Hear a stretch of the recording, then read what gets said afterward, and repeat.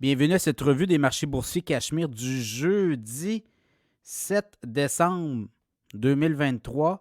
Ben, on avait eu du rouge depuis le début de la semaine à la bourse, mais là, c'est du vert. Rebond technique sur les marchés boursiers Toronto également, Wall Street. Du côté du TSX, hausse de 0,02 %. Donc, c'est pas grand-chose, là, mais quand même, c'est 20 278 points à la fermeture. 0,8 % sur le S&P 500, 4 585 points.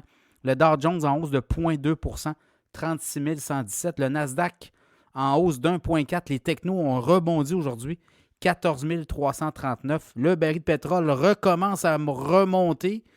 Là. Je ne sais pas comment on va pouvoir se sortir de là.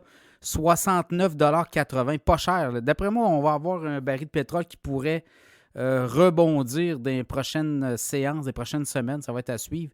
69,80 $, le baril de pétrole US WTI référence. Le Bitcoin a baissé de 35 $, 43 665. Donc, se maintient là, en haut des 43 000. L'once d'or en baisse de 90 cents.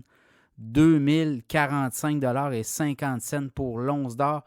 Les nouvelles du jour, ben, au Canada, la Banque du Canada qui dit que là, l'immigration massive, ben, ça a un impact sur les infrastructures, notamment en termes de logement. Donc, c'est un peu ce que des économistes disaient. Là, les économistes de la Banque nationale disaient ça depuis quelques mois.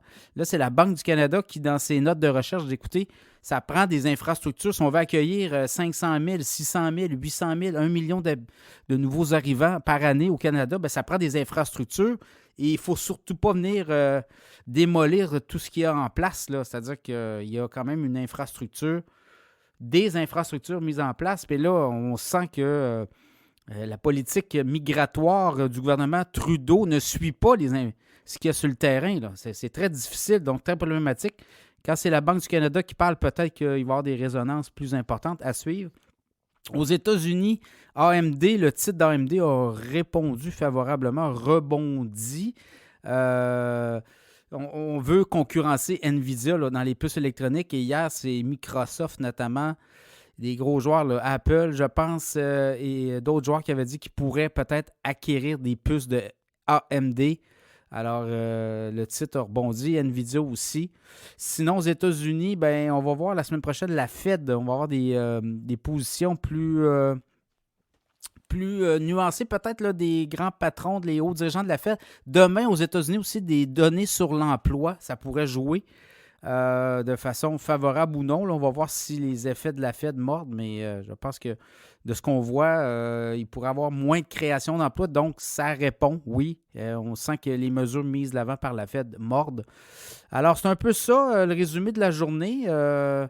Comme on dit, demain sera un autre jour à la bourse, mais je regardais depuis le début de l'année, là, Nasdaq en hausse d'1 %. Et puis les autres parquets boursiers, c'est 0,5, 0,6 %. Habituellement, le mois de décembre est très bon pour les marchés boursiers. On va voir si on pourrait terminer la semaine sur une note positive. Voilà l'essentiel des nouvelles boursières de la journée.